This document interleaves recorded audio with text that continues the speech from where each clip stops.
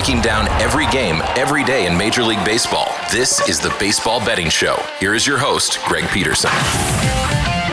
Hey, warmer for the low. Welcome to lovely Las Vegas for the Baseball Betting Show with myself, Greg Peterson, now part of the VSiN Family Podcast. We've got an excellent podcast for you as we're going to be joined in segment number 2 by Danny Vietti. He does such great work over at CBS Sports. Take a look at this great game of baseball that we all know and love. We're going to be chatting with him about what we are seeing right now in Major League Baseball with some of these teams coming up to the trade deadline, which teams might be buyers, which teams might be sellers. We're additionally going to be chatting with him about just how the Milwaukee Brewers have gotten so hot recently as well. That has been very much of intrigue, so we're going to be chatting about that and so much more. And then in the final segment, gonna get you guys picks and analysis on every game on the betting board for this Baseball Wednesday as we touch them all. If you do have a question, comment, segment idea, what have you for this podcast, you have one or two ways we offer those in. First one is my Twitter/X timeline at gunit_81. Keep in mind, letter CM, name does not matter, so as per usual, please do send these into the timeline. The other way is find an Apple Podcast review. If you rate this podcast 5 stars, it is very much appreciated, and then from there, you're able to fire in whatever you'd like to hear on this podcast via that 5-star review. While I did not get in any Twitter/X questions today,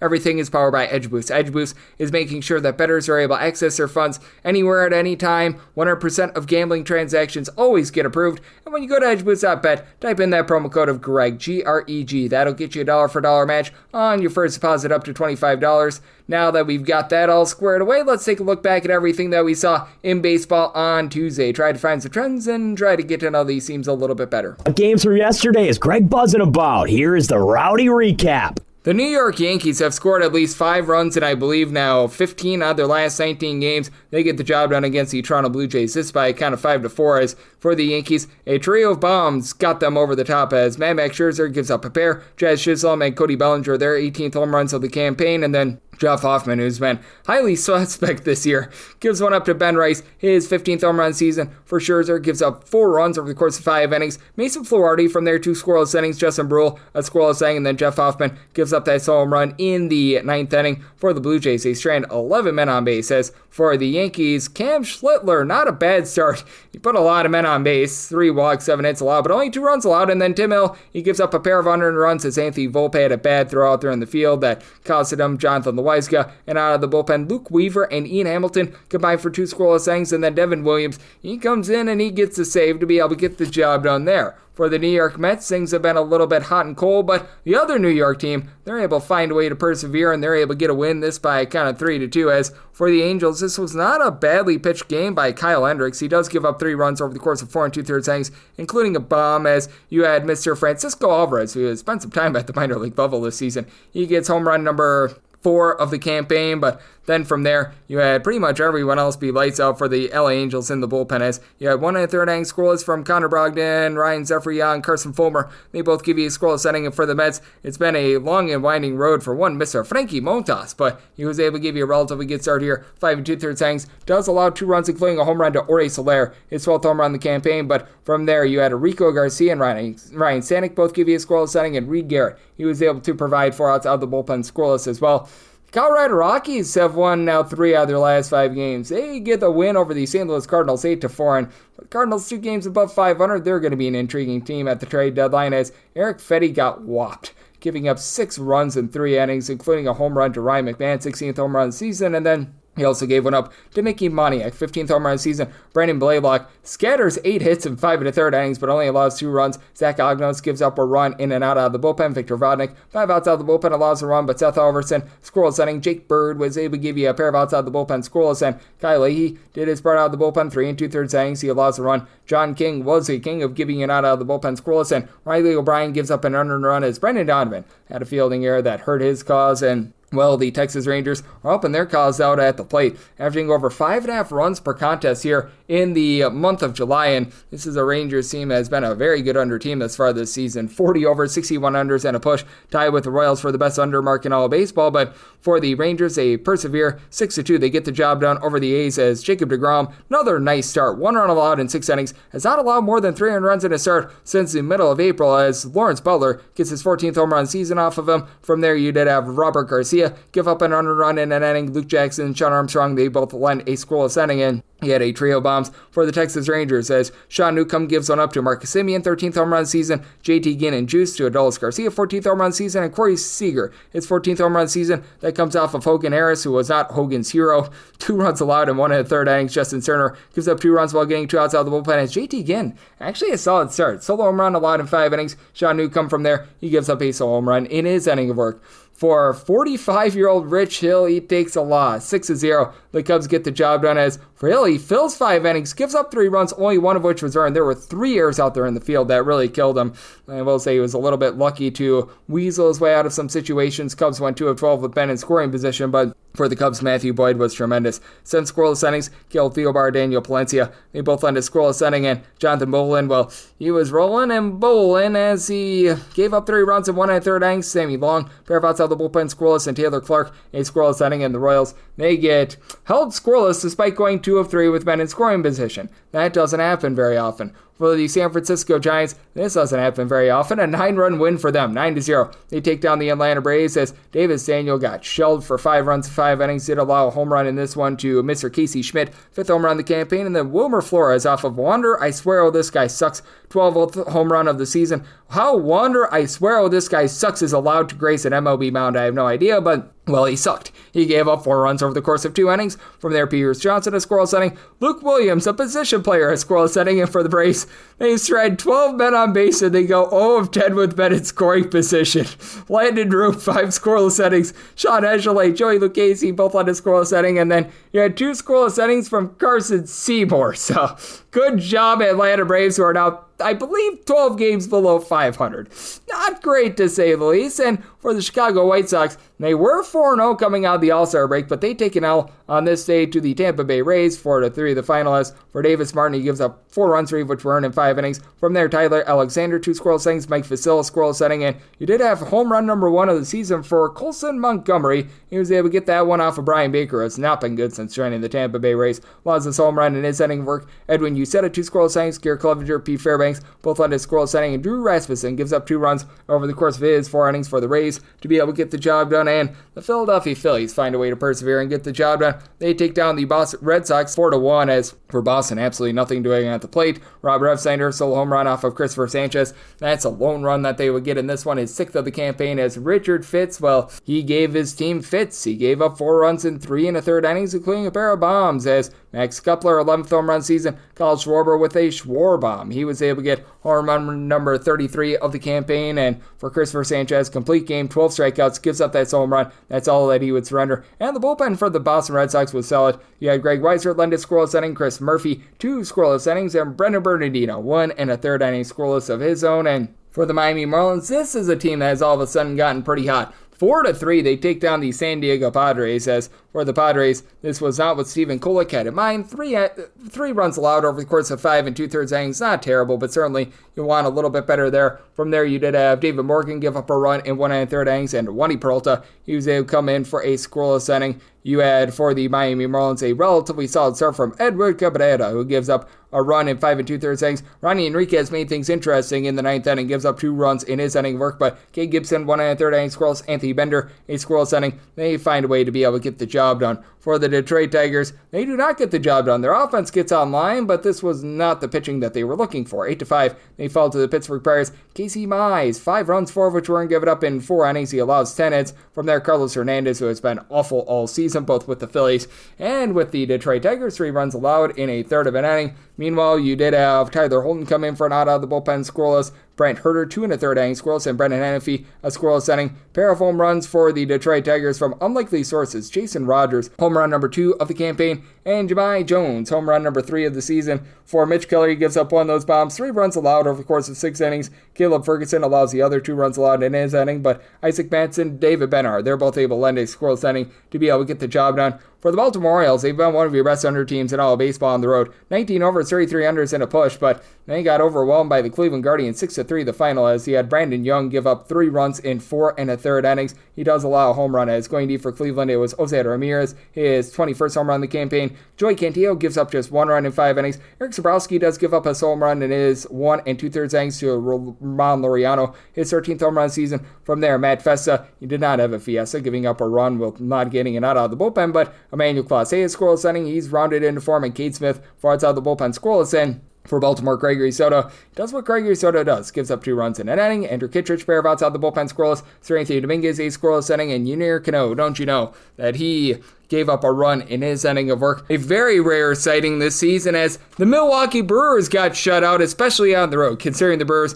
have been so good with their offense away from home. 1-0 the final, as for the Milwaukee Brewers, they got themselves a really, really good performance out of the entirety of the pitching staff, as Jacob Mizrowski only goes 3 2/3 innings. He allows 3 hits, 7 strikeouts, no runs allowed, so interesting to say the least. As far as I saw, there was no injury, so we'll follow up on that in the AM in case if there was an injury. But the alternate up Hall, 1 2/3 innings scoreless. Did have Nick Mears give up a solo home run that was to Cal Raleigh, big dumper's 39th home run of the season. That was the lone run of the game, as Jared Koenig, Ebner Uribe, they both on the scoreless inning. And for the Seattle Mariners, Logan Gobert, 10 punch-outs, allows 2 hits and 6 1/3 innings scoreless. Matt Brash, Edward Bazardo, they both give you a pair of outside the bullpen scoreless. Gabe Spire not out of the bullpen scoreless, and then Andres Munoz closes the door. He was able to get a scoreless inning. Now, I do have to have this up by midnight Pacific, 3 o'clock a.m. Eastern, so Twins versus Dodgers still going on as I'm doing this. Currently, it's 6 of 5, so you're guaranteed an over. And for the Dodgers, this team has been playing an insane amount of overs at home this far this season.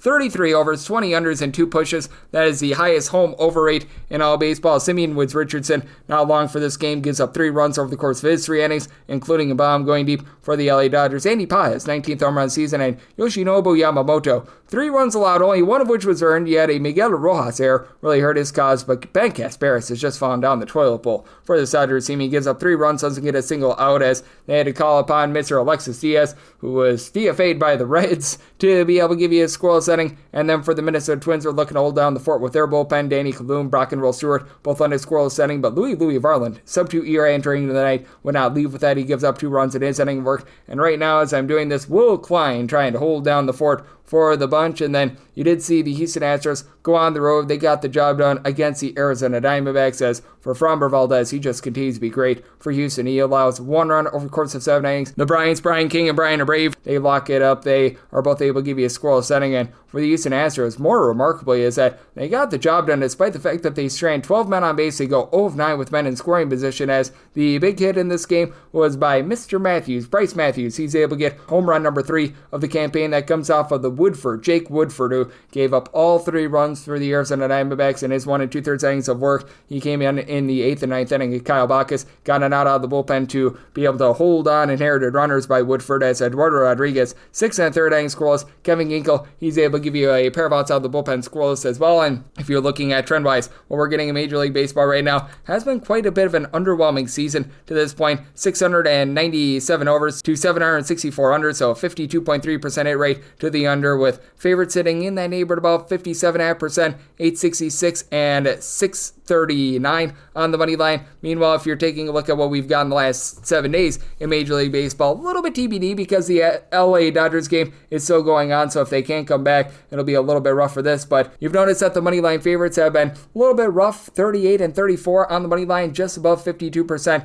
with the over rate being at right around about 53.5%, 37 overs to 32 unders. That's where we're seeing Major League Baseball right now, and that's what we all got on Tuesday. Now let's take a look at what we're going to be getting in terms of the trade deadline, what we're getting in terms of some of these teams that are on the cusp of buying and selling, and we'll talk about that with Danny Vietti of CBS Sports next, right here on the Baseball Betting Show with myself, Greg Peterson, now part of the Beast and Family Podcast.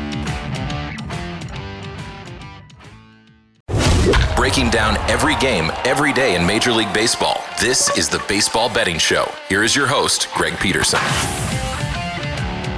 And we're back here in lovely Las Vegas for the Baseball Betting Show with myself, Greg Peterson, now part of the Beast and Family Podcast. Always great to be joined by this man, as we've got Danny Vietti aboard. He does such great work over at CBS Sports. Take a look at this great game that we all know and love of baseball. I know that he does a great job, not just over at CBS Sports, but with his own podcast, the Wake and Rake podcast. He does that with Will Middlebrooks. Many of you remember him as a World Series winner with the Boston Red Sox. I, being from the great state of Wisconsin, remember him for his time with the Milwaukee Brewers as well. So always a lot of fun there. And Danny, he does such an amazing job looking at this great game. You're able to follow my Twitter side checks at his first and last name, Danny Vietti. Last name is spelled Vietti. And Danny, it's always a pleasure, my friend. Thank you. Yeah, not a problem. I don't blame you for mentioning the Brewers right off the top, because a 750 win percentage since May, Greg, I mean, you've got to be feeling pretty good right now. I think that that's a big question, though. How sustainable do you think it is with the Brewers? Because I keep looking at things and it just feels very bizarre that they've got the dramatic home and road splits that they do with their offense, and somehow, some way, they're just finding a way, for lack of a better term, to get the job done. Yeah, that's why I think it's so important, though, is because when you do look at their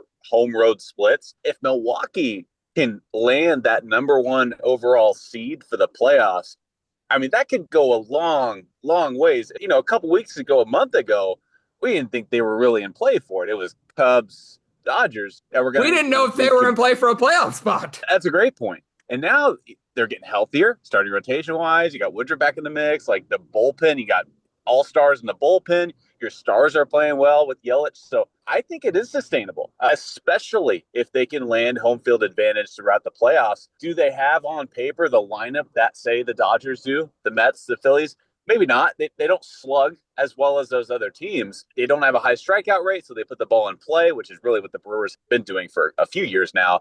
And they pitch and gives themselves a chance to win ball games every time. So I think every team has a chance in baseball because it's just about getting hot at the right time.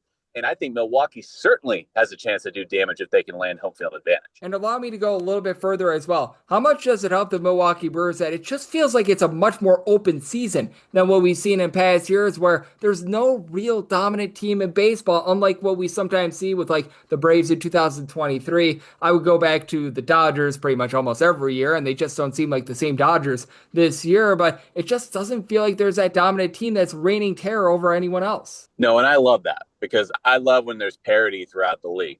Now, I will say this.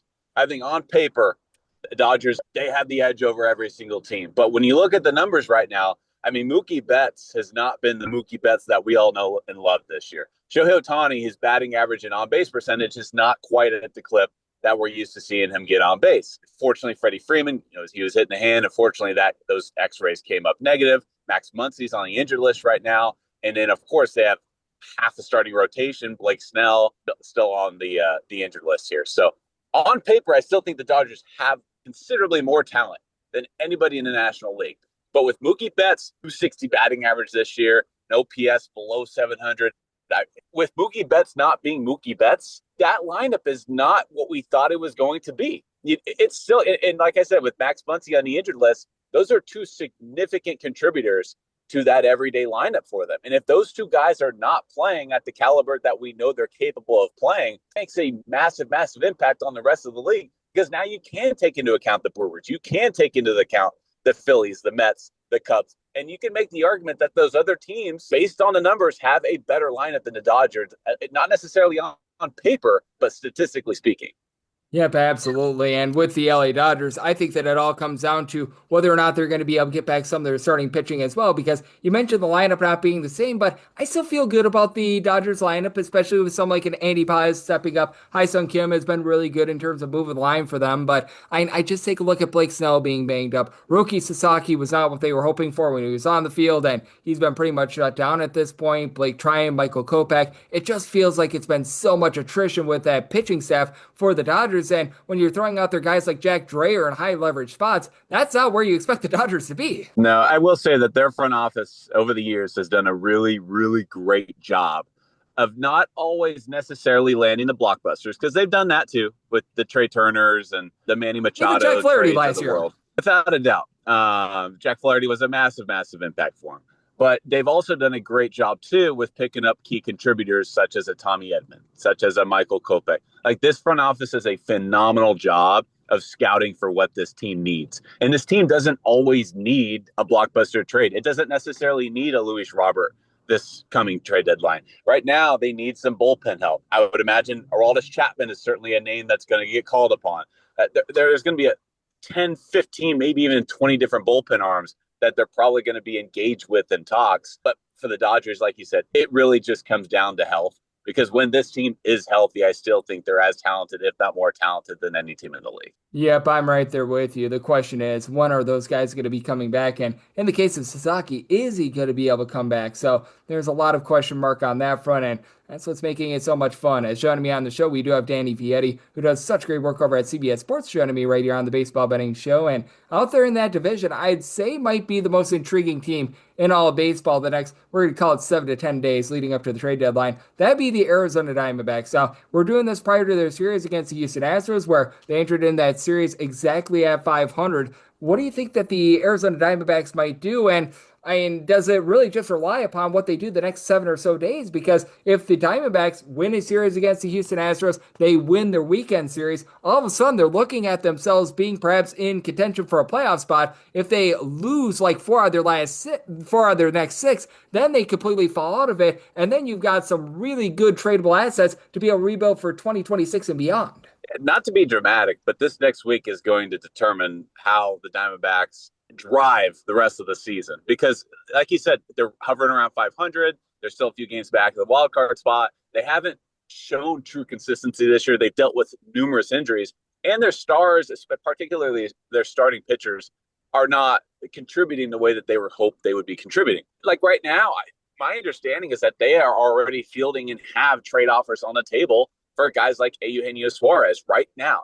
But Suarez is on an absolute heater right now, and the Diamondbacks are playing good baseball, at least since the All-Star break, albeit it's been just one series. So if the Diamondbacks all of a sudden can go on a run here in this next week, I wouldn't be surprised at all if they didn't buy necessarily, but it wouldn't surprise me at all if all of a sudden they're back in contention and they decide to just kind of stand pat and see where things go.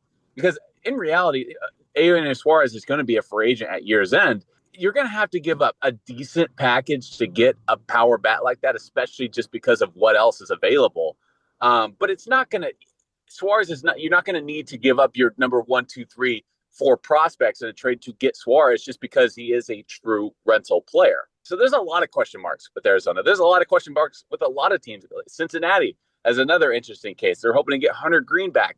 He's starting rehab assignment. Are they going to add at the deadline? Look in the American League, there are teams. This is the result of this expanded playoff, which I personally was always in favor of, because now you have more teams in contention, and it really just adds suspense to the trade deadline. Yep, it certainly does. And I think that this team is also very interesting. This team entered the week 12 games below 500 in the Atlanta Braves. I need to talk to you about this team, because what do they do at the trade deadline? Because I don't think that there's any way humanly possible you can claw your way out of 12 games being below 500 and make it back to the playoffs. And for the Atlanta Braves, obviously we've got so many great names on paper, but it's just been a disappointing year for them. And it feels like they have almost, for lack of a better term, invented ways to lose some of these games this year. I believe the 2023 Padres have provided a blueprint for what we should expect from the 2025 Atlanta Braves. You look at San Diego in 2023, they had all the talent in the world. They had Juan Soto. They had Tatis was coming back from his suspension. They had Machado. They have Cronenworth. You have all-stars all throughout the field. And for whatever reason, it just didn't work out. Like, the team could not hit with runners in scoring position. They at one point they were on pace for breaking the all-time MLB record for worst batting average with runners in scoring position. For whatever reason, this team just didn't come together. Similarly, here in 2025, dealing with injuries, Acuna, Albies is coming back from his injury. Strider's dealt with injuries this year. Their stars have dealt with injuries. Brian Snitker, there have been reports that this probably could be his last year at the helm. The Padres, similarly, they fired their manager, Bob Melvin, at the end of that 2023 season. They were able to come back in 2024 and give the Dodgers a run for their money in the playoffs in that 2024 postseason. I think Atlanta, similarly, I don't think they're necessarily, they won't be buyers at the deadline by any means. But similar to San Diego was in 2023, they still have a lot of controllable assets. Austin Riley, Matt Olson, Ronald Acuna Jr., Ozzie Albies, Spencer Strider. These are all guys that they have control over for another 5+ years, many of them even longer than that. So I think Atlanta is starting to build towards 2026. Does that mean that they sell the farm? No. Does it mean that they buy it? No. But I do think maybe they'll listen to offers on a guy like maybe Sean Murphy, because they have a guy in Baldwin that has shown an ability to possibly take over for him in 2026. So Atlanta's an interesting case, but to surmise everything that I just said, because I know I'm getting long-winded here, Atlanta is going to start building for 2026. So I don't think that you're going to see anything too crazy happen here at the deadline. You might see some more significant moves happen at the end of this season.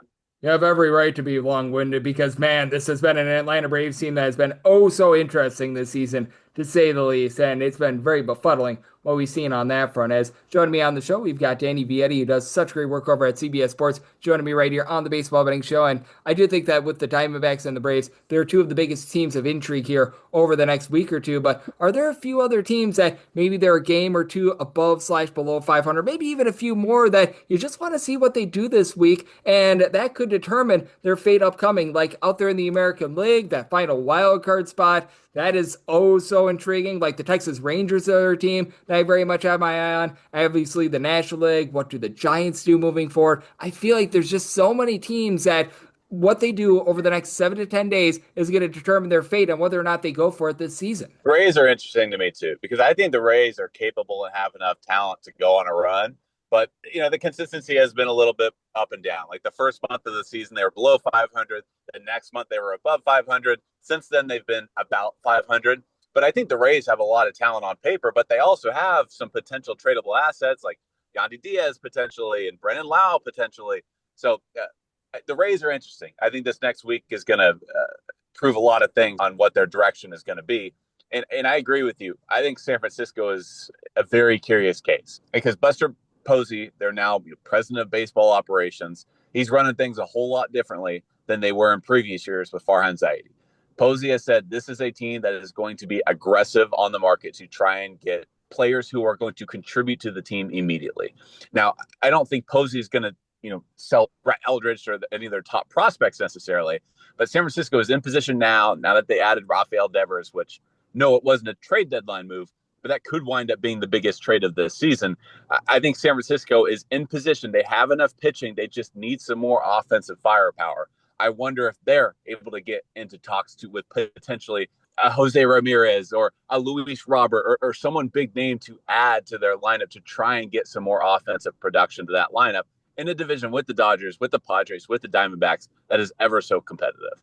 And I think that you bring up something so interesting, and I don't think that you even knew that you did it. How do we take a look at some of these guys that have really struggled on bad teams and them being out there on the trade deadline? Because Luis Robert has had a miserable season for the Chicago White Sox, but we just saw with Andrew Vaughn. We were talking about the Brewers before. Vaughn was terrible on the White Sox, joins the Brewers, and all of a sudden he's having production. Sandy Alcantara is a guy that I think that the Marlins wish that they traded him earlier in the season because, man, this has been rough for him. But how do you take a look at some of these guys who are on the bad teams that we know are going to sell that are struggling, but we all know that when they're at their peak form, they're good all-stars and they're good contributors? I chalk it up as there are certain organizations that are able to get the most out of their players. And you look at a guy like Luis Robert. This is a guy, at one point, people were comparing him to be the next potential Mike Trout. I mean, that's how much talent this guy possessed. A guy that was potentially going to be an MVP candidate at one time. Now he's on a White Sox team that, was once a playoff contender. Now they're looking more like a minor league playoff contender at best. That's just where the White Sox are. So he has no protection around him. His numbers have dipped significantly with the bat. But you start to question, how are pitchers attacking him? If you put Luis Robert on an organization that actually has some firepower around him and is an organization that is going to get the most out of him, the Houston Astros come to mind. The Los Angeles Dodgers, of course, come to mind. These are teams that have proven that to get, Trace Thompson for the Dodgers, for example, was an all-star caliber player. Josh Outman was an all-star caliber player for him. The Dodgers seem to get the most out of their players. Now, if Luis Robert goes to, say, Seattle, who frankly has a history of not always getting the most out of their players and people underperforming, such as your Mitch Garvers, your Jorge Polanco's, I don't love his chances of bouncing back. So I think if Luis Robert can get to an organization that is proven to get the most out of their players, I think he could kind of come back to being the guy that we all thought he could become.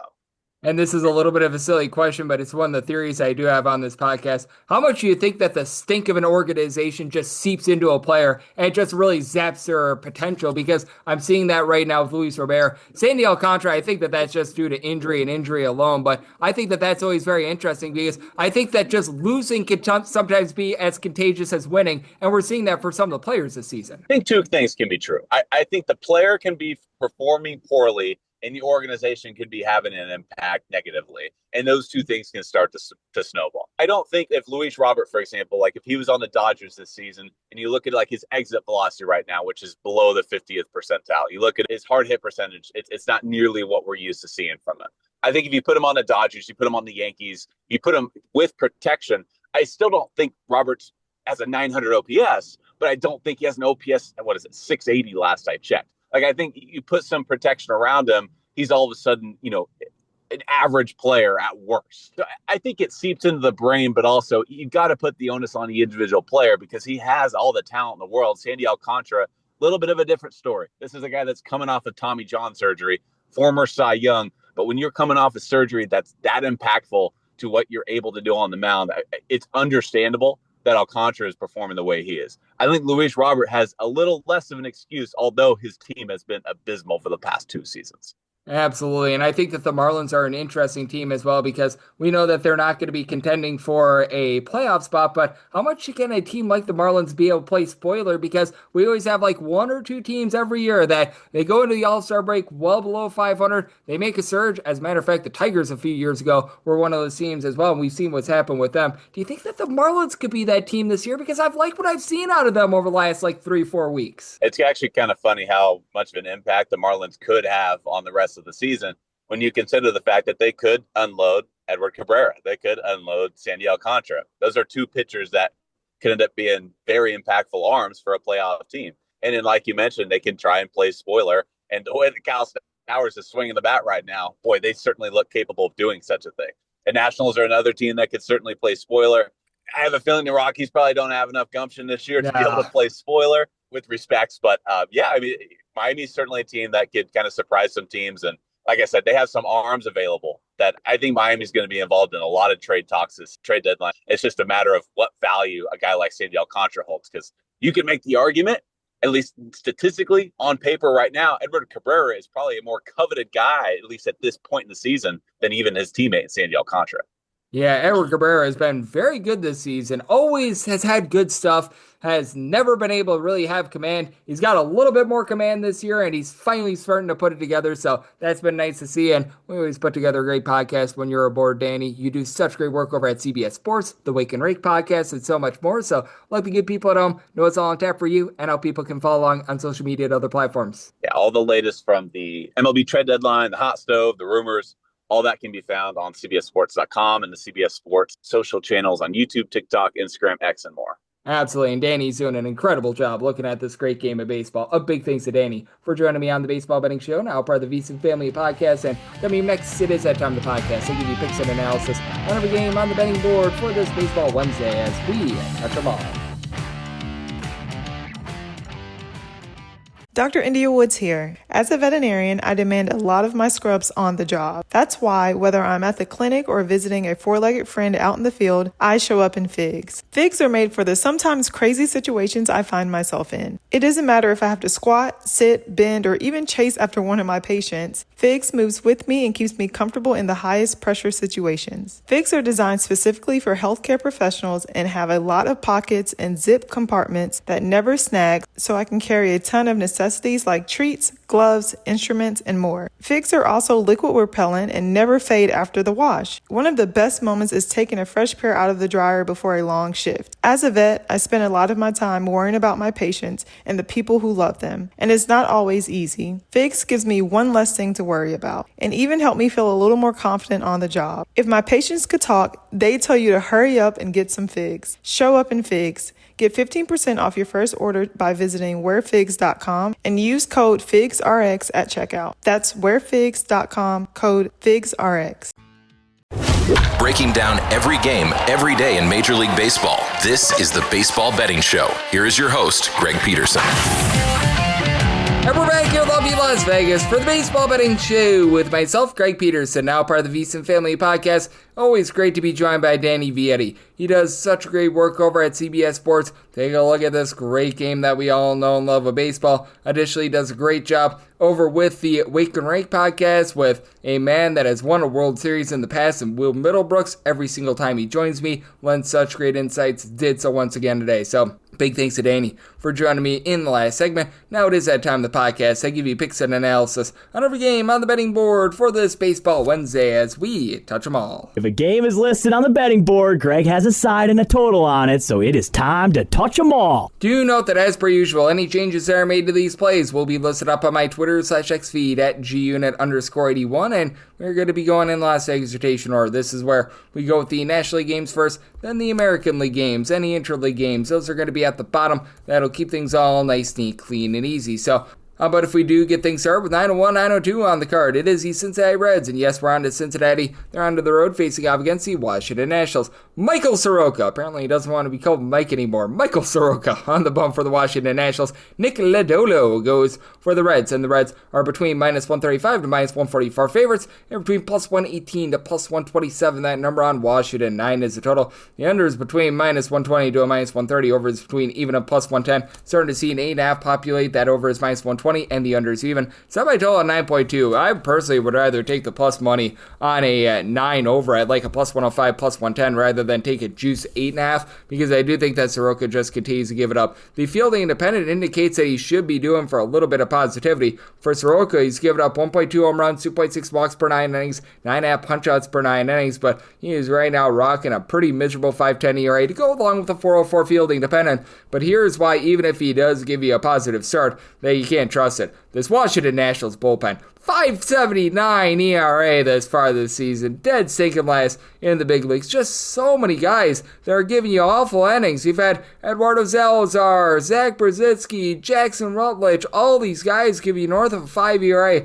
There is no reliability whatsoever with regards to this bullpen. Now they're calling upon Luis Garcia for some innings. Yeah, this is not a place where you want to be, and for Washington, they have seen quite a bit of a drop-off with their offense when they've been at home rather than away from them. As for the Nationals, they're averaging in that neighborhood of right around about 4.7 runs per game away from them, more around about 3.9 runs per game at home, as they only have 2 guys on the roster giving you more than 3 home runs at home this far this season, as James Wood has been incredible, 24 home runs, north of 360 on base. Do have to love that. And then Nathaniel Lowe's not necessarily hitting for a ton of average, but he's been able to give you a bit of power. CJ Abrams, 13 home runs this season, and he's hitting for about a 280, but again, only 3 of those home runs have come at home. Keibert Ruiz being on the injured list means that they've had Riley Adams have to get some starts at catcher. That's not a place where you want to be. Brady House, in his small sample size, has actually been able to 280. Not a ton of power, but he'll take that. But on the flip side, you do have yourself a Cincinnati Reds team that, with Nick Lodolo, the strikeout stuff is down a little bit over 8 strikeouts per 9 innings, but he's posting up a mid-3s ERA because he's only giving up about 1.8 walks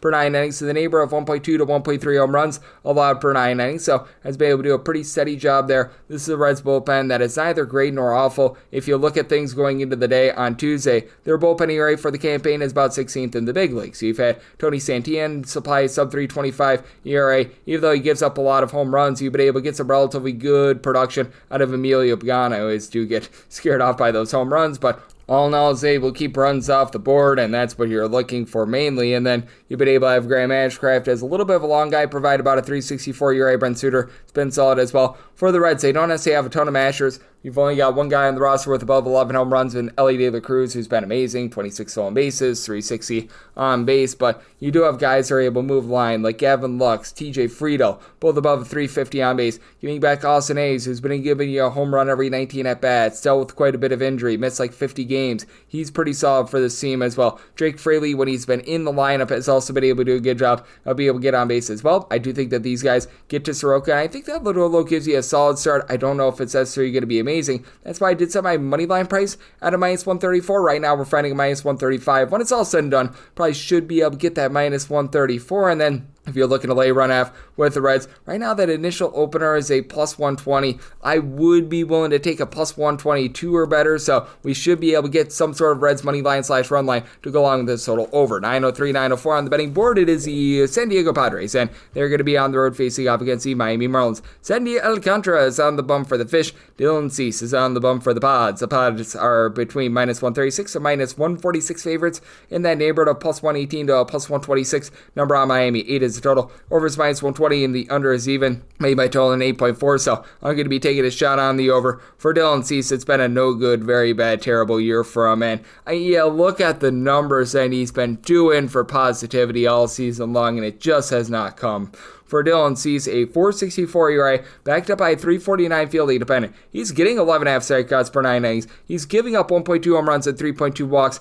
per 9 innings. You look at those numbers, and that lines up to be an ERA of right around about the mid threes, maybe even the low threes, but he just keeps getting banged around like a piñata. Last start on the road against the Nationals was great. 10 punch-outs, 5 1/3 innings scoreless, but still has given up at least 4 runs in 3 out of his last 4 starts. Now, he does face off against the Miami Marlins team that just has not been able to generate offense at home. Miami is one of the most pitcher-friendly ballparks they're going to find in all of baseball. That's why for the Fish, they're averaging 3.7 runs per game at home. That's actually last in the National League. They're averaging 4.9 runs per game away from home. That is a top 4 mark in the National League. So, I mean, it's been a 9-day difference there. Kyle Stowers has been incredible for this Miami bunch. He is supplying 20-plus home runs. He's able to hit both righties and lefties, which is something that I really like out of him. And then I've had quite a few guys do a nice job of just being able to find a way on, like Xavier Edwards above a 350 on base at the leadoff spot. You haven't gotten a ton out of Eric Wagaman, but you know what? Otto Lopez is coming along. 325 on base, 11 home runs. Augustin Ramirez, not a ton of on base, but 14 home runs out of him. And then you've got some like Dane Myers, who's been regressing a little bit, but still hitting at 265. Liam Hicks at 370 on base. So, I mean, these guys have been solid. And you look at this Miami Marlins bullpen. Since June 1st, they have been one of the best out there in all of baseball. Number 6 in the league in terms of their bullpen ERA. So, these guys have really been able to come along for the ride. And for these Miami Marlins, I do think that you're going to be able to get some good production out of these guys out of the bullpen. Like, you've been able to have Lake Bakar, Tyler Phillips, throw in there Anthony Bender. I'll give you a sub 325 ERA. Ronnie Enriquez is someone that I like. Here's the issue, though. Sandy Alcantara is just not the same guy. It's as if Sandy Alcantara got abducted and was replaced by an imposter. Now, do I think that there's a little bit of positivity coming for Sandy Alcantara? Yes, because it's hard to go up from a 7.14 ERA. I feel like you pay us more around a 4.66. He's not really allowing a lot of home runs. 1.2 home runs allowed per 9 innings, but swing and miss stuff is down. 6.8 punch-outs per 9, 3.6 walks per 9 innings. He's just been absolutely miserable, and I do think that the San Diego Padres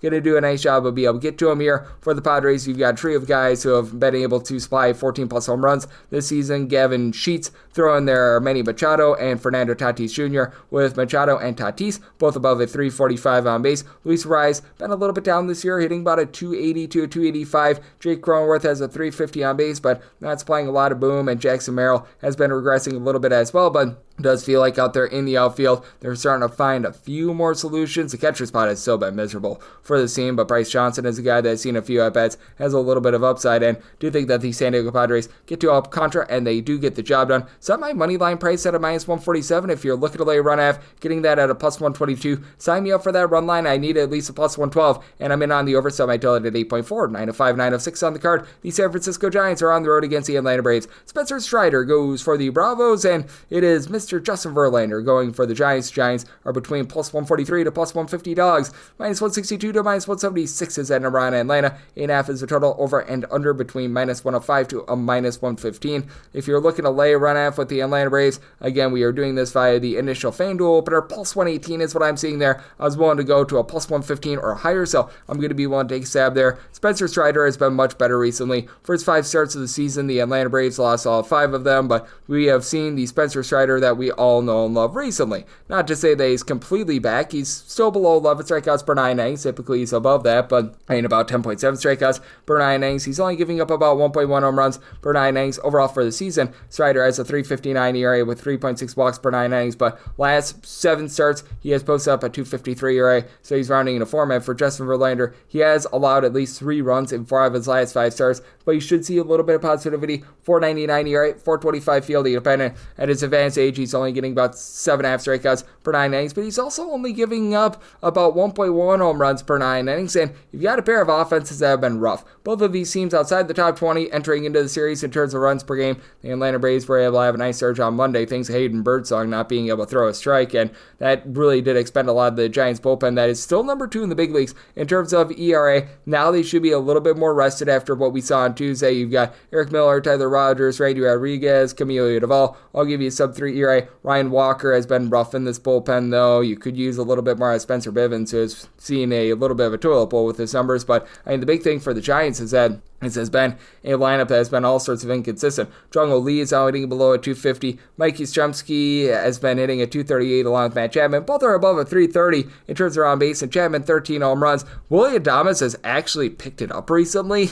He's up to 15 home runs overall for the season. Has been a big, giant waste of money all season long. But you know what? You look in the month of July, entering the day on Tuesday, 6 home runs and hitting above a 300 in the month. He's like the only guy hitting at this point because, man, Rafael Devers has not given this team anything whatsoever. I think that in his first 29 games, 2 home runs and hitting at 219, you just need a little bit more there. And then for the Atlanta Braves, this has been a rough offense with Ozzie Albies and Michael Harris really being the albatrosses, both below a 300 in terms of on base. Both give you 9 home runs or less, and Harris a 234 on base with 7 home runs. Good grief. That said, you've got Marcell Ozuna give you 13 bombs at 360 on base. Matt Olson is doing a great job of moving line, 365-ish on base, 18 home runs. Ronald Acuna Jr. continues to do Ronald Acuna Jr. things. He gets a home run every about 13 at-bats, 445 on base. Drake Baldwin has been good at the catcher spot. And I do think that this Braves team does a nice job getting to Verlander, but I love the way that Strider is rolling, and the San Francisco Giants team has been one of the worst offenses on the road all season long. As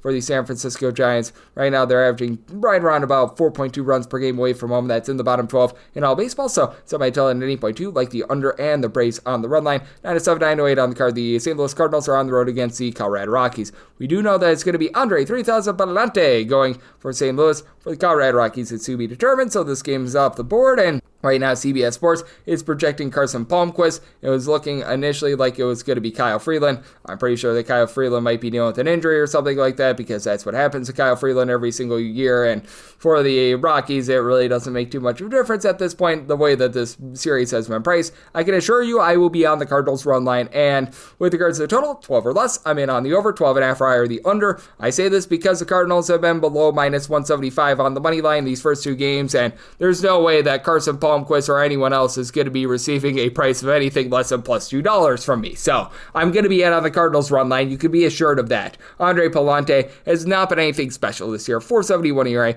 Entrants haven't allowed 13 runs, 12 of which were earned in his last 2 starts. He's giving up 1.2 home runs per 9 innings. Has actually reduced on the walks. 2.9 walks per 9 innings. Not a strikeout artist. Only about 5.7 punchouts per 9 innings. But you know what? It's a lot better than what you're going to get out of anyone from the Colorado Rockies. As all guys with at least 4 starts this year, I believe every one of them has at least a 4.75 ERA. Just deplorable what we've seen out of the Colorado Rockies. And if you do get Carson Palmquist back to the fold, Palmquist is rocking a 7.63 ERA. He's given up 2.3 home runs per 9 innings, 5.3 walks per 9 innings. Tanner Gordon has actually been okay if he gets a start, but he's not anything great. And this is a Rockies team that's currently in the bottom 5 of the big leagues in terms of bullpen ERA. Victor Vodnik, Jake Bird have been able to give you sub 4 ERA. Juan Mejia has not been completely awful, but man, I mean, it's a Colorado Rockies team that even at home, they're only averaging about 4.2 runs per game. That is below average in the big leagues, and Coors Field is supposed to be a cheat code for offense. Mickey Moniak has been able to give you quite a bit of production when he's been at home this far this season, north of a 350 on base.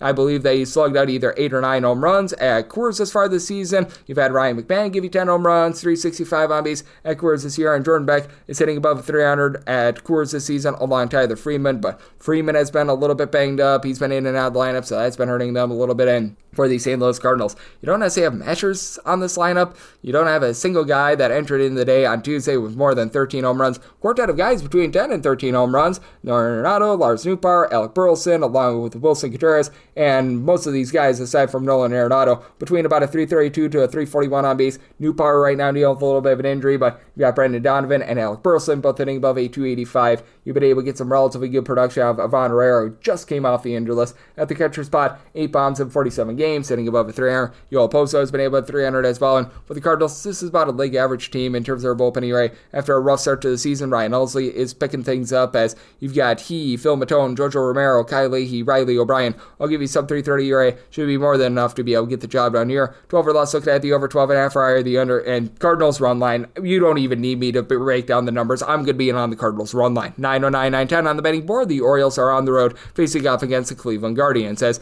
Slade Sassoni is on the bump for Cleveland, and for Baltimore it is currently to be determined. So this game is off the board. CBS Sports was projecting as if this was going to be Zach Zach Eflin. So he's either going to be pretty Eflin good or he's going to be pretty Eflin awful if you do get Zach Eflin. And if it is indeed Mr. Eflin who takes the bump, I set the Guardians at a minus 131, so minus 130 or less. I'm going to be looking at them on the money line, plus 132 or higher. Going to be taking a shot on Baltimore, and then set a total of an 8.1. 8 or less, I'm going to be in on the over, 8.5 or higher, the under. And the Baltimore Sun, as I'm doing this podcast, is confirming that Eflin is going to be that starter, so we shall see where those openers are going to be coming out. But for Zach Eflin, even when he's been on the mound this season, he just hasn't been that good. This is going to be his first starts coming off the injured list, and he has had 2 injured list stints this far this season. How about a nice hearty 5.95 ERA this season, 5.72 fielding dependent. And the good news is he doesn't give out walks, only about 1.6 walks per 9 innings, but 2.3 home runs allowed per 9 innings. He just gives up way too much contact. This will be his first start since late June, and he gave up 4+ runs in each out of his last 3 starts in late June. So, yeah, less than savory to say the least. And then on the flip side for Slade Cecconi, this guy is actually really coming into his own. And for Slade Cecconi, I do think that he's going to continue to be able to get the job done for this Cleveland Guardians team. A 3.84 ERA is coming off of giving up the 6th spot that he did against the Athletics. But I mean, prior to that, 3 runs of fear allowed in each out of his previous 5 starts. He has had a issue giving up the deep ball, 1.6 home runs allowed per 9 innings. He's getting about 8.2 strikeouts per 9 innings, 5+ punch-outs in 3 out of his last 4 starts. And he's backed up by a lineup that is very top-heavy. Cleveland is currently a bottom 8 team in the big leagues in terms of runs per game. And at home, they just really have been able to generate a lot of offense as well. For the Cleveland Guardians right now, they're only averaging in that neighborhood about 3.6 runs per game at home. The Kansas City Royals are the only team averaging fewer runs per game at home this season, but except for the Cleveland Guardians, you do have that guy by the name of Jose Ramirez, and he's been pretty stinking good. 20 home runs, 364 on base. Steven Kwan at the leadoff spot is sitting about a 290. Otto Martinez, when he's been out there, has been relatively solid as well. You just have a lot of guys, though, that are not moving the line whatsoever. I mean, all these guys are hitting below a 220 entering into Tuesday. Daniel Schiemann, Kyle Manzardo, Will Wilson, Brian Rocchio, David Fry, Bo Naylor, John Kenzie Noel, Lane Thomas. Like, man, you just need to get a little bit of production there. Though I will say for the Cleveland Guardians, after it was a brutal start for the bullpen to begin the season, and Hunter Gaddis has went down the toilet bowl a little bit since June 1st. They have been a top 10 team in terms of their bullpen ERA. You've got Emmanuel Clase starting to look like the Emmanuel Clase that we all know and love, so that's good news for this team. Additionally, you've been able to get some good production out of Eric Zabrowski, who just came off the injured list too. It's been up and down for some of these guys like a Jake Junis. You've had Cade Smith be relatively reliable with a 3.20 ERA, but some of these longer guys, Paul Sewald looking at you, he has not been good this far this season, but I mean, it's not like you've got an amazing bullpen here with the Baltimore Orioles. They're currently in the bottom 8 in the big leagues in terms of bullpen ERA. Felix Bautista has been very good for the team, and when you went to Keegan Aiken as a long guy, he's been supplying about a 3.50 ERA as well, so, and he's been able to do solid, but Sverre Dominguez, Gregory Soto are starting to go down the toilet bowl. Yunier Cano, don't you know, he had a 4.54 ERA entering into Tuesday. It's been rough with Scott Blewett whenever he's been out there as well. Grant Wolfram is not the answer in this bullpen as well, so you've got issues there. And for the Baltimore Orioles, you are getting back Colin Kelzer, Jordan Westberg, and Westberg has been good at hitting the deep ball. Home run every about 18 at bats, hitting at 262, and you don't necessarily have that one superpower hitter. As right now for the Orioles, you don't have a single guy above 13 home runs on the team, but 6 different guys with at least 10 home runs, as you've had chief among them Ryan O'Hearn and Ramon Laureano, 12 home runs apiece, both hitting above a 275. Gunnar Anderson hitting about a 275 with 11 home runs. Cedric Mullins and Jackson Allday have 13 home runs apiece. Allday's hitting for a respectable 260. Mullins, 216. You need a little bit more there, so interesting spot here. Minus 130 or better. Looking at the Guardians, plus 132 or better. The Orioles, and then 8 or less, I'd like the over 8.5 or higher, the under. 9-11, 9-12 on the card. It is the New York Yankees on the road against the Toronto Blue Jays.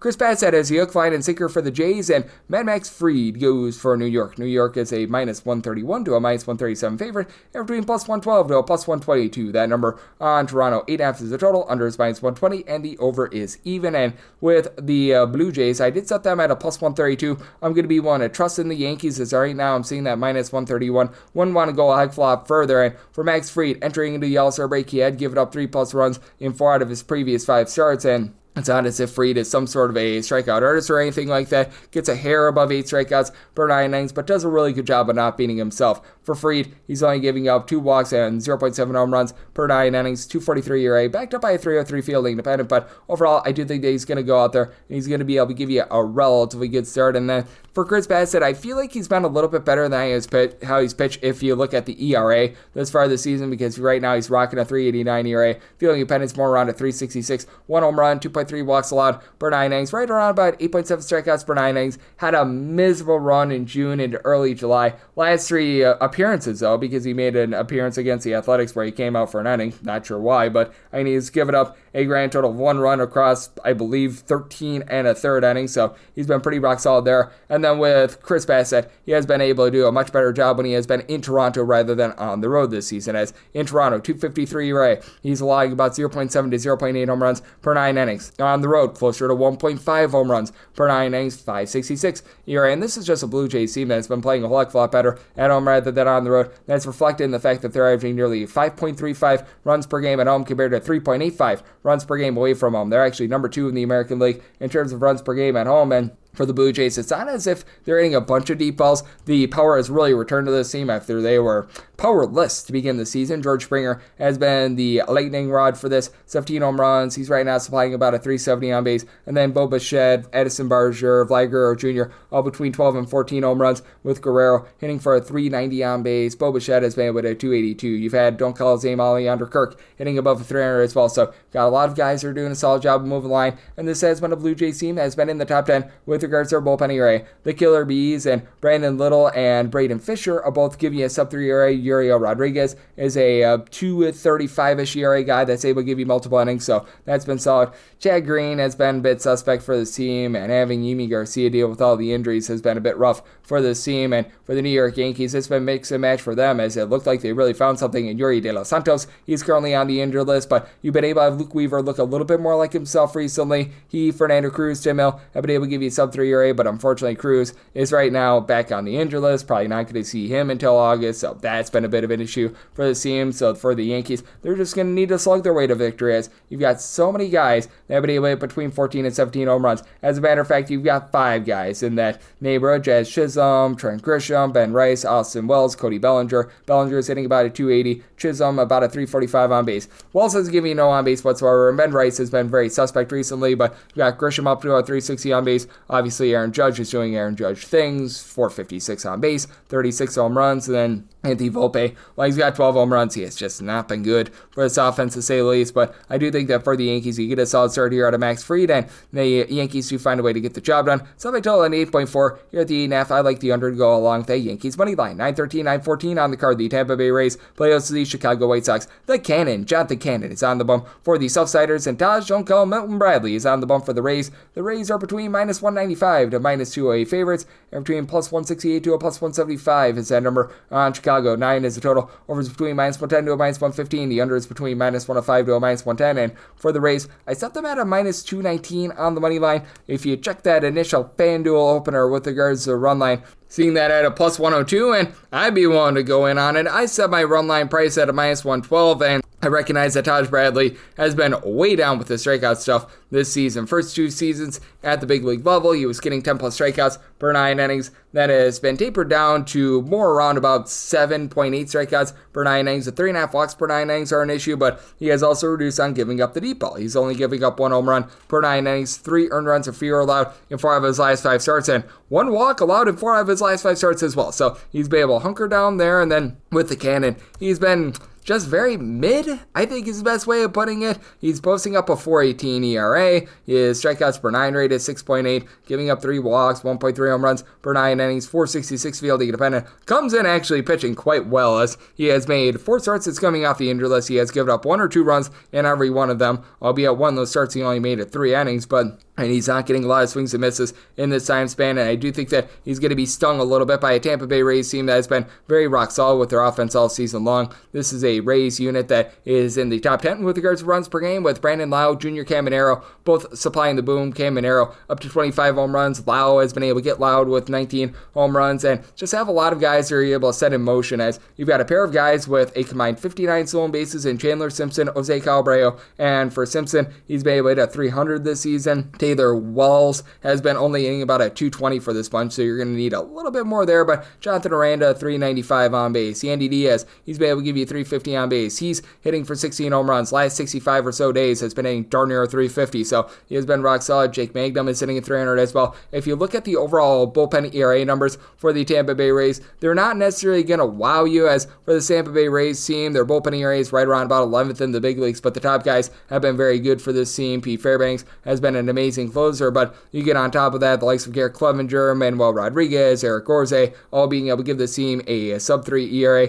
When he's been out there, Cole Sulzer has been solid as well, though he's been a little bit in and out of the fold. And for the Chicago White Sox, once again, bottom 10 team in the big leagues in terms of their bullpen ERA, and a bottom 5 team in terms of total runs per game. For the bullpen, you've had a few guys be able to step up. Steven Wilson, Dan Altavilla, these guys are supplying you with a sub-3 ERA. Wolfman Gonzalez, in a small sample size, hasn't been awful either, but then you get into the likes of Jordan Leisure, Grant Taylor, Brandon Iser. These guys are providing north of a 4.1 ERA when he's been out there. Frazier Allard has not necessarily been too impressive either, so they've just not found the answers there, and you just have a very powerless team with the White Sox. Now, credit where it is due. They win their first 4 games on the road coming out of the All-Star break, but you've got a trio of guys, Luis Robert, Miguel Vargas, Andrew Benintendi, with between 10 and 12 home runs, and those are your main home run hitters. And for Robert, congratulations, now hitting above the Mendoza line of 200, but just so many guys, they're hitting below a 220 for this bunch, as you've got Vinny Capra, throwing there Josh Rojas, Joshua Palacios, when he's been getting at bats, Tim Elko, they sent him back down to the minor leagues. It's been really rough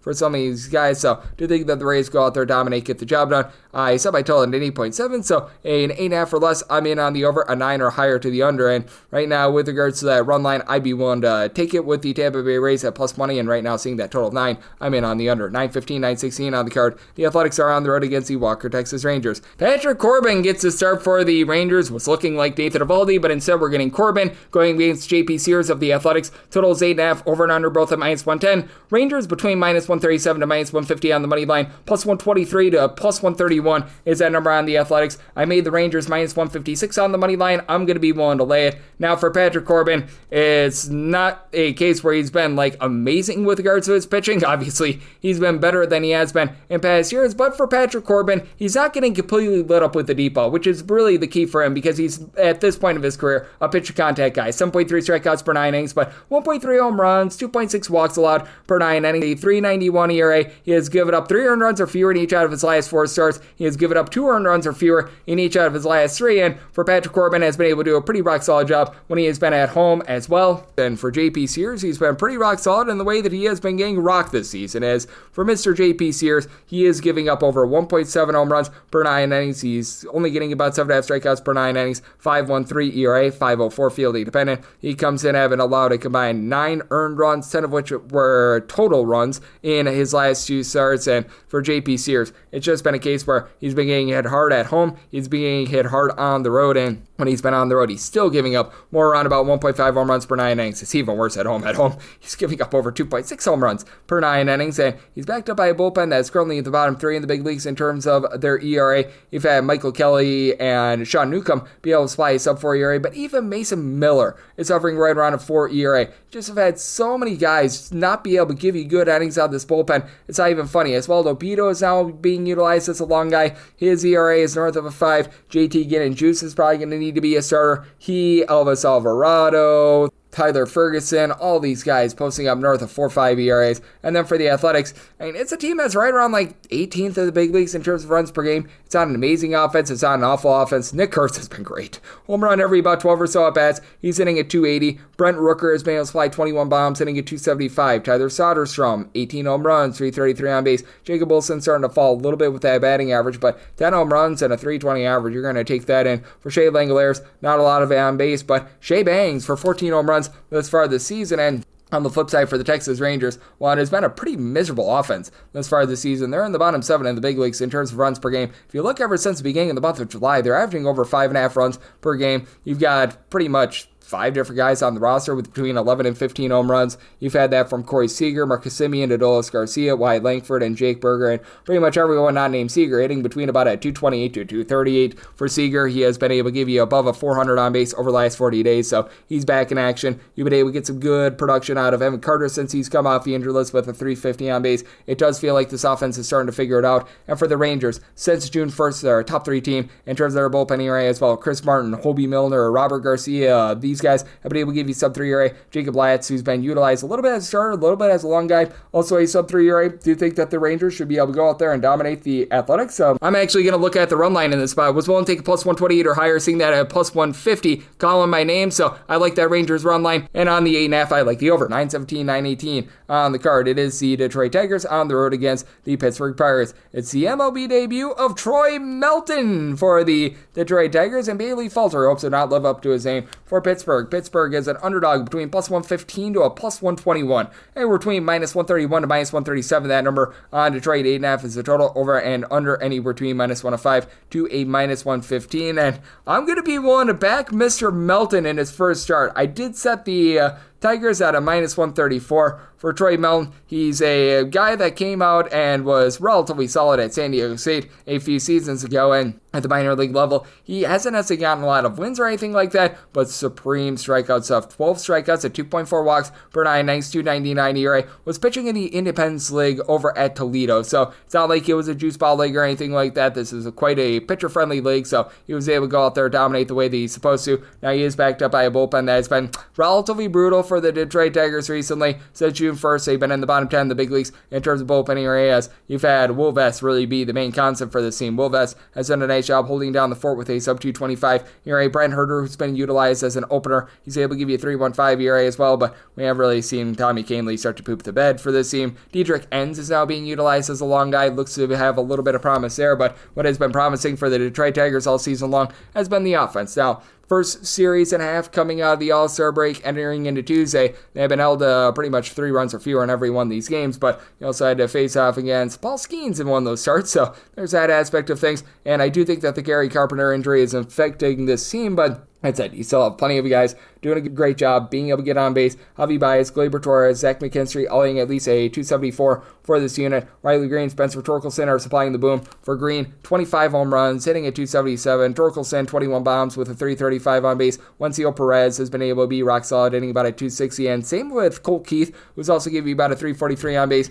And then for the Pittsburgh Pirates, this team is miserable. They're right at the bottom of the big leagues in terms of their overall scoring, as you've had 3 guys on the roster provide at least 4 home runs this year, and I'm recording this late night, July 22nd. My gosh. Brian Reynolds, Andrew McCutchen, Oniel Cruz, those lone 3 guys. And Andrew McCutchen is full of just a poo-poo platter of guys hitting a 220 or lower. Henry Davis, Alexander Canario, Cruz, who I just mentioned before. Throwing their Jared Trollo. All these guys are just on moving line. Nick Gonzalez, Isaiah Canero-Falefa hitting at 275, but no power of these guys whatsoever. Tommy Pham has actually been quite a bit better recently. We'll give a shout out to him, but man, this has been all sorts of brutal. And for the Pittsburgh Pirates, it felt like the bullpen was really starting to find their way, and they are since June 1st, 9th in the big leagues in terms of bullpen ERA. That's pretty acceptable, and you've had David Bednar no longer poop the Bednar. He's been able to give you a sub 3 ERA. Dennis Santana, Braxton Ashcraft, Isaac Madsen. These guys are also supplying a sub 275 ERA. Kermit Mlodzinski as a long guy has been relatively solid out of the bullpen. Was a failure as a starter, so it's an interesting circumstance here. I do think that Melton is going to be able to hold down the fort, but for Bailey Falter, I just wonder when the wheels fall off for him, as well as he's got a 4 ERA. He's doing it with 5.4 strikeouts per 9 innings. He's giving up above 3 walks per 9 innings. He's starting to give up the deep ball all of a sudden as well. He's been giving up about 1.4 to 1.5 home runs per 9 innings. Fielding independence well above 4. I do think that the Tigers go out there, get to Mr. Falter, and they get the job done. For the run line, I'd be willing to take a plus 125 or higher on the Detroit Tigers right now with that initial FanDuel opener. It's a plus 122, so we'll see if that goes up a little bit, but in some forward capacity, whether that be money line or run line, looking at the Tigers, and then with this total of 8.5, I'm going to be willing to take a shot on the under because I don't think that the Pirates do their part with this total. 919, 920 on the card. The LA Angels are on the road. They're facing off against the New York Metropolitans. Chaminade is going to be going for the Mets, and right now it's all to be determined. On the bump for the Angels, this game is off the board. The CBS Sports projection had Carson Fulmer on the bump for the Angels, a guy that you got utilized out of the bullpen, I believe 48 hours ago. I have this just as a bullpen game for the LA Angels, and that is not a good thing because this LA Angels bullpen is absolutely terrible. For the LA Angels, 28th in the league in terms of bullpen ERA with a 5.11 entering into Tuesday, so we set a pretty demonstrative line. I'm willing to lay up to a minus 112 with the Mets run line, set them at a minus 214 on the money line, need at least plus 215 to take a shot on the Halos, and then set a total of an 8.8. 8.5 or less, I'm going to be in on the over, a 9 or higher to the under. Again, just a poo-poo platter of guys that are just absolutely not getting the job done right now for this bunch. Like, man, Reed Detmers, Kenley Jansen, Brock and Roll Burke, all these guys north of 3.25 ERA. Burke, along with Jansen, have probably been your best two relievers, but Ryan Zephyrian is up there north of a 5 ERA. You just have not been able to get anything out of some of these mix and match guys that they picked up off the scrap heap. They were finally getting something out of Hunter Strickland, and now he's on the injured list. Jose Fermin, north of 4 ERA. Carson Fulmer has never been any good, and for the LA Angels, it's an all-or-nothing lineup there. A top 5 team in terms of home runs on a per-at-bat basis, bottom 6 team in terms of on-base percentage, as you've got Taylor Ward, who's supplying 23 home runs, up to a 305 on base. Looking a little bit better there. Joe Adelsson, fire to the rain, hitting about 313 with regards to his on base, 21 home runs. But Logan O'Hoppe, very happy about the 18 home runs, not so happy about the 275 on base. Jorge Soler, 11 home runs, but at 294 on base, he's had a very bad year. Nolan Schunall is moving line with about 360 on base, and Mike Trout, 364 on base, 17 home runs, but still just hitting at 238. Meanwhile, for the Mets, it's been a very top-heavy lineup, as you've got a quartet of guys who have been able to pound out at least 19 home runs this season, actually 18 home runs. Brandon Nimmo, Francisco Lindor, Pete Alonso, Juan Soto, with Soto and Alonso both above a 365 on base. And for Lindor, he's been affected a little bit by the injury that he sustained a bit earlier in the campaign. Brett Beatty's out giving you 11 home runs, and he's starting to give you a little bit more towards the bottom of the lineup, but the entire catcher spot, Mark Vientos, Tyrone Taylor, hitting at 225 or lower, not ideal. Starling Marte has been banged up throughout much of the season, but when he's been in the lineup, he's been able to give you about a 353 on base. But here's what's also ailing the New York Mets right now. Bullpen since June 1st, 27th of the big leagues in terms of ERA. The injuries are starting to mount up, as Max Kranick along with Jose Buto, two of their better long guys, are currently out of the fold due to injury, and Ryan Stanek is just not meant for this bullpen. He has been posting up above a 4 ERA. Edwin Diaz has been rock solid. He's giving you a sub 225 ERA. You've been able to get some good innings out of Reed Garrett as well, but it's a lot of mix and match. Why Joey Castillo is currently at the minor league level, I have no idea, so that's been a bit of an issue for them. But for Chaminade, he's been coming off the injured list, and I think that he's going to be getting back to the Chaminade that we all know and love from a season ago. Manaea has only made 2 appearances thus far this season, so it's a pretty small sample size. He's been posting up 2.45 ERA. The swing and miss stuff has been amazing. 7 1/3 innings, he's gotten 13 strikeouts, so you do love to see that. And when it came to his minor league rehab appearances, he, much like Frankie Montas, was shaky, but at the very least, unlike Montas,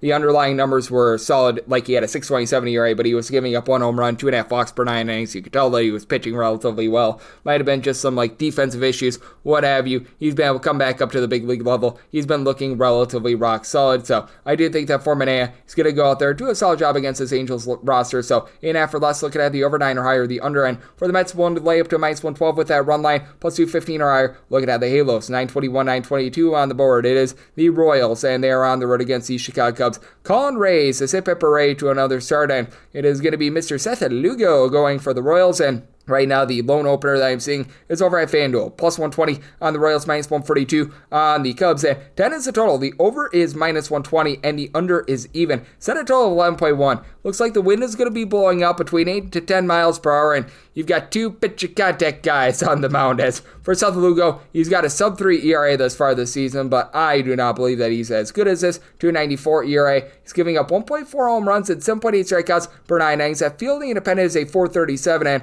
for Lugo, much of his success has come in Kansas City thus far this season, as Kansas City has just been playing very pitcher-friendly in general. 3.49 road ERA, 2.48 home ERA, and when Lugo has been on the road this season, he's been giving up above 1.8 home runs per 9 innings. And for Colin Ray, he's coming in on a relatively good heater. He has given up a combined 5 earned runs over the course of his last 4 starts. I don't think that that's going to be long-lasting either. He's giving up 1.5 home runs and 6.5 strikeouts per 9 innings, a 3.80 ERA, but a 4.72 fielding independent. And for Colin Ray, he is backed up by a bullpen of the Cubs that I think is due him for a little bit of regression. They've been a top 10 team in terms of bullpen ERA all season long. If you look since May 1st, they've been a top 5 team in terms of their bullpen ERA, but a lot of guys have come from out of nowhere, and I do think that we're going to start to see those numbers creep up a little bit. Daniel Palencia, Ryan Brazier, Drew Pomeranz, Caleb Theobar, all below a 2.25 ERA. Entering in the day on Tuesday, we're starting to see Chris Flexen, Brad Keller start to regress a little bit, and Ryan Presley is always a little bit of a roll of the dice, but you know what you're going to be able to get out of this Cubs lineup. Top 2 team in the big leagues in terms of runs per game. Seiya Suzuki, Pico Armstrong, 26 home runs apiece.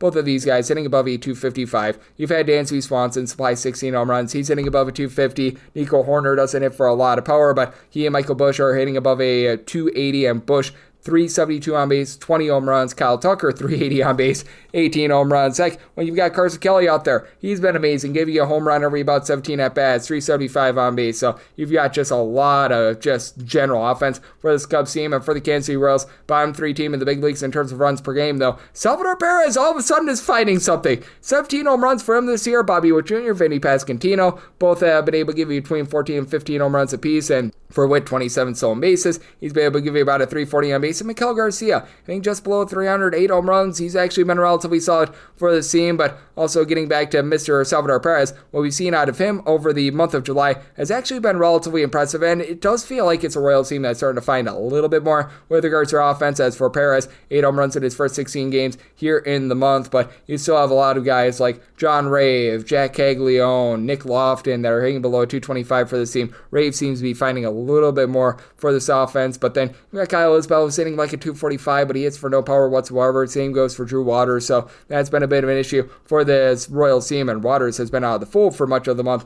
as well. So a very interesting circumstance here, especially with a Royals team that does have a top 12 team with regards to their bullpen ERA, but Lucas Erceg, Carlos Estevez, both have blown a game post-All-Star break already. Both of these guys overall for the season registering a sub-3 ERA. John Schreiber has been able to give you about a 3 ERA as well. Maybe needed it with Daniel Lynch being on the injured list, but now you've got Anel Serpa has not been great. You're having to rely upon Sammy Long, who's rocking a 9 ERA, so circumstance where I did sell I total 11.1. I like the over, and for the Cubs, I made their money line a minus 148. I'd be willing to take a plus 130 or higher on the run line right now, seeing that at a plus 150. Sign me up there and sign me up for that over, as we've got 923 and 924 on the card. The Astros are on the road against the Arizona Diamondbacks. Brandon Pfaadt is going to be looking to battle for Arizona, and right now it is old to be determined on the bump for the Astros, so this is a game that is presently off the board. Now, the CBS projections was having Brandon Walter getting the start in this one. If you're right now looking on ESPN, they're still also listing Brandon Walter, so I just made it Walter versus Pfaadt, and I set the Diamondbacks at a minus 116, so want to go up to a minus 115 on that money line, plus 117 or higher, looking at the Astros, and then made a total 9.2, a 9 or less. I'm going to be in on the over 9.5 or higher. The under in the battle of Brandon's for Pfaadt.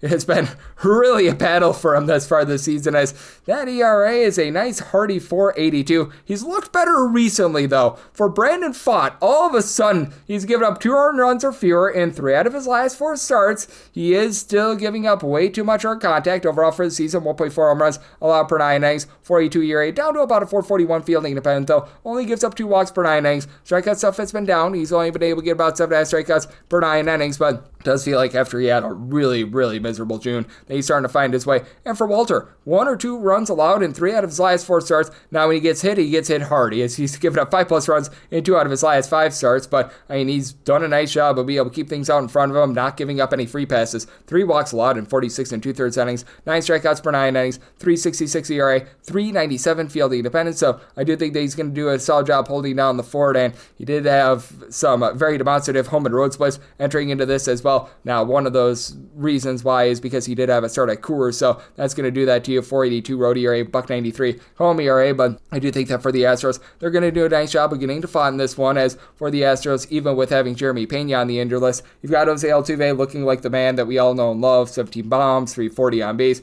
Christian Walker and Yenier Diaz need to give you more on base, 293 on base or less out of both of these guys, but both supplying 13 home runs. Isaac Paredes is up to 19 home runs at 360 on base. You've been able to get good production out of Cam Smith with a 335 on base. Not a ton of power, but Victor Caratini up to 10 home runs. He's hitting about a 270, and for the Arizona Diamondbacks, and Eugenio Suarez is going to command a king ransom if the Diamondbacks decide to trade him. 36 bombs for a 330 on base. Man, this guy has been great. And then Corbin Carroll, Ketel Marte, combined 40 home runs. Carroll, since coming off the injury list, hasn't been himself, hitting about a 250, but Marte Parte, 394 on base. Roldo Perdomo's give you a 370 on base. Same for Pavin Smith, who's been dealing with a bit of injury. You've got Lourdes Gurriel hitting about a 250 for this unit. Josh Taylor, a 360 on base as well, so Diamondbacks lineup has been fine, but the big elixir in this game is the bullpens. As for the Arizona Diamondbacks, bottom 5 team in terms of bullpen ERA, Shelby Miller is giving you a sub 2 ERA, and nobody else is giving you good innings. Kyle Backus, when they've given him opportunities, hasn't been too bad, but pretty much everyone else has an ERA above a 4. Bryce Jarvis, Jalen Beeks, Anthony DeSclafani, Juan Murillo, John Curtis. Man, it's been not great to say the least. And then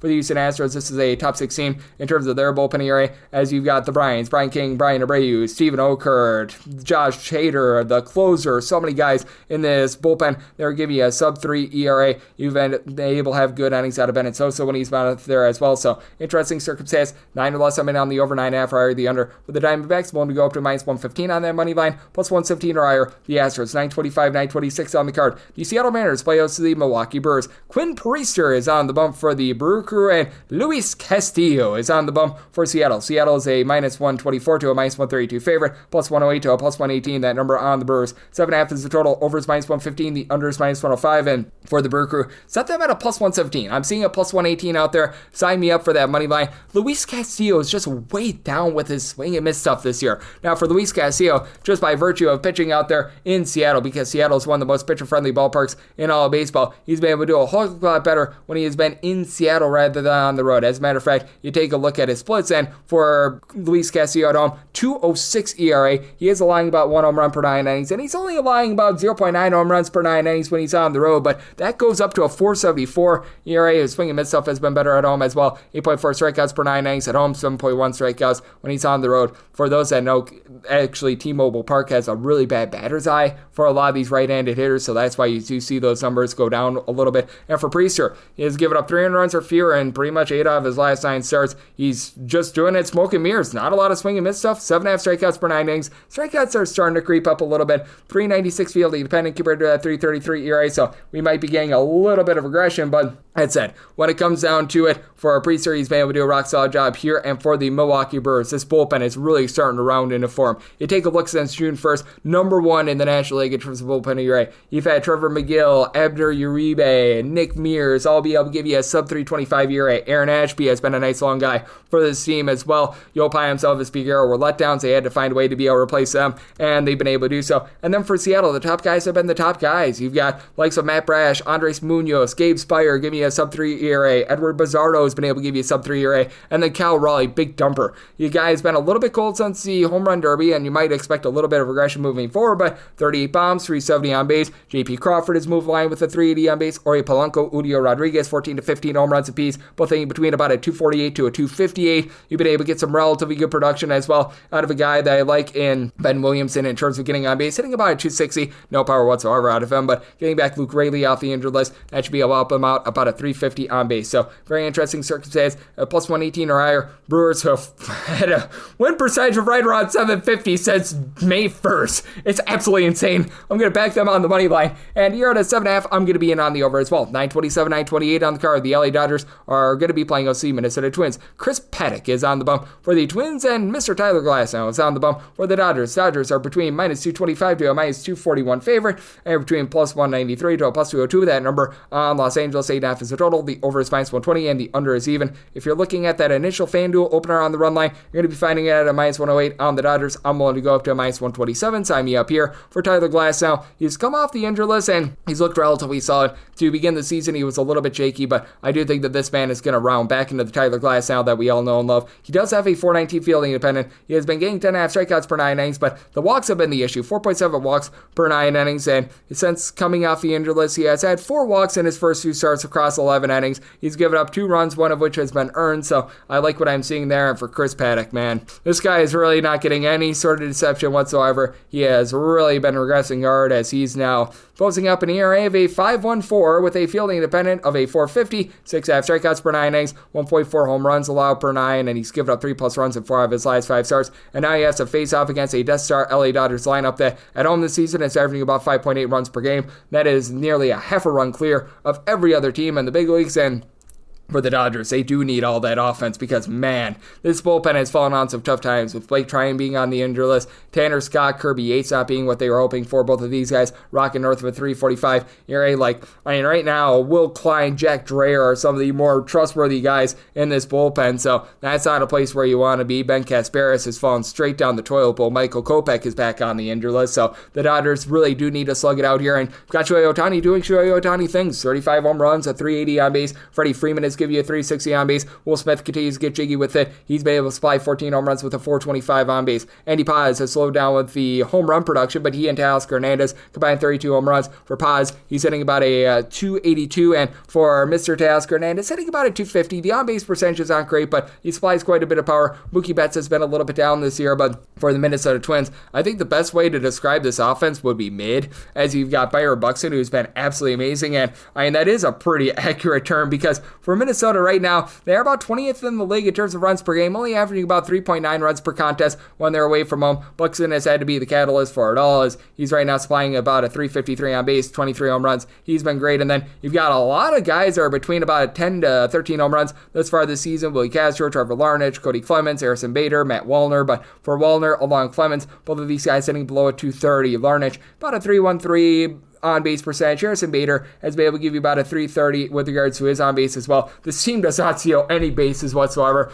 They're right there towards the bottom of the big leagues. And Carlos Correa sitting at 263, which isn't bad, but you just expect a little bit more out of him. You've had Ty France only hitting about a 245 as well. And for the Minnesota Twins, bottom 10 team in terms of bullpen ERA, as well as the top guys have actually been very good in this bullpen, as Yohan Duran, Louis Varland, Danny Kalum are give you a sub-2 ERA. Even Brock and Roll Stewart has been solid, but get into these long guys, Justin Topa, Cole Sands, Griffin Jacks, all these guys with a 380 ERA or higher. That has been a big giant issue for them, and I do think that for the Dodgers, they do a nice job of getting the paddock and get the job done. Made my total an 8.6. I like the over and the Dodgers run line, and we wrap things up with 929, 930 on the card. It is the Boston Red Sox on the road against the Philadelphia Phillies. Lucas Giolito is on the bump for the Red Sox, and Jesus Luzardo goes for the Phils. The Phils are between minus 144 to minus 157 favorites, between plus 128 to a plus 135 is that number on Boston. 8.5 is the total. Over and under anywhere between minus 105 to a minus 115. And for the Phillies, I made their money line a minus 148. I don't think that I want the run line here, because I am going to be in on this total under. As for Jesus Luzardo, you look at that ERA that's hovering right around about a 420 or so, and I think that there's a lot of positivity built for it, as he's been giving up less than 0.8 home runs per 9 innings. He's getting 10.7 strikeouts per 9 innings with that 429 ERA, a 287 feeling dependent. Now, it's been rough for him. He's given up 4+ runs and now 4 out of his last 9 starts, but I do think that there's going to be some positivity coming for him. And for Lucas Giolito, take a look what he's done over his last 7 starts. He has given up 2 runs or fewer in all but one of them. Did have a little bit of a shaky outing last time out against the Cubs on the road. He gave up 4 runs there. It was not necessarily the world's best conditions for pitching, so that hurt him a little bit. But I mean, for Giolito, even though the strikeout numbers are down, 8.1 strikeouts per 9 innings, allowing just 1 home run per 9 innings, by far the best mark of his career. He's been able to reduce the walks as well, 2.7 walks per 9 innings, and for the Boston Red Sox, they actually back him up with a relatively good bullpen with one of the best closers in all baseball, Aroldis Chapman, going into the day on Tuesday, 3.43 bullpen ERA for Boston. You don't necessarily have anyone outside of Aroldis Chapman that has been super dominant, but got a lot of guys that are hovering right around like a 3.3, 3.4 with regards to their ERA. The likes of a Greg Weiser, Garrett Whitlaw, Chris Murphy. These guys have all been able to hold down the fort. And for the Red Sox, they have been able to find their offense without Rafael Devers, with Weiler Abreu whiling out 20 home runs, 325 on base. You've got Ceddanne Rafael, Trevor Story, both between 14 and 15 home runs apiece, both hitting above 250. Story not giving you a ton of on base, but he has been much better since his miserable start to the season. You're getting Alex Bregman back at the fold, 370 on base, 12 home runs and about 220 at bats, so he's been able to do a nice job there. And for the Philadelphia Phillies, they're averaging above 5 runs per game at home, but you really don't have a lot of power outside Kyle Schwarber. Schwarber hitting those Schwarber bombs with 32 home runs, and then a quartet of guys between 10 and 13 home runs, as you've got that Max Kepler is hitting for no average whatsoever. Bryce Harper, Trey Turner, Nick Castellanos. Now the other 3 guys are hitting at least a 270 for this team. You've had Alec Boehm not hit for a lot of power, but 325 on base, 280 average. You've had JT Realmuto really be able to pick it up, by the way. Over the last 30 days, he's hitting above a 340, so that's been rock solid for this team. You don't get a ton out of the likes of a Yohan Rojas, but Armando Sosa finding a way to be able to move the line. And the big trepidation that you do have with this Philadelphia Phillies team is the bottom 10 bullpen ERA. Ryan Kerkering has been very solid in this bullpen, and in a small sample size, Seth Johnson has not been bad, but among guys with at least 6 appearances, Kerkering is the only guy that's not suspended for PEDs that's giving you an ERA that is currently below a 3, but you've got Matt Strahm and Max Laser down below a 3.25 ERA. It's been rough, to say the least, for our good friend Jordan Romano, who's posting up north of a 6 ERA. It's clearly not working for him. Joe Ross has been a little bit of an issue. issue, but do think that Luzardo goes out there, gets the job done for the Phillies. We'll lay that chalky money line, and I do like this total under semi-total at 8.2, and that'll wrap things up for the Wednesday edition of the Baseball Betting Show, now part of the VSiN family of podcasts. If you do like hearing from this fine podcast, Baseball Betting Show, you're able to subscribe wherever you get your podcasts, Apple Podcasts, Google Play, Spotify, Stitcher, and TuneIn. If you have a question, comment, segment idea, what have you for this podcast, you have one of two ways to be able to fire those in. First one is my Twitter/X timeline at gunit_81. Keep in mind, letters EM, they mean does not matter, so per usual, please do send these into the timeline. Other ways, find an Apple Podcast review. If you rate this podcast 5 stars, it is very much appreciated, and then from there, you're able to fire in whatever you'd like to on this podcast via that 5-star review. And big thanks once again to our good friend in Mr. Danny Vietti for joining me in last segment, coming at you guys every single day throughout the baseball season. That means I'm coming at you once again tomorrow. Thank you.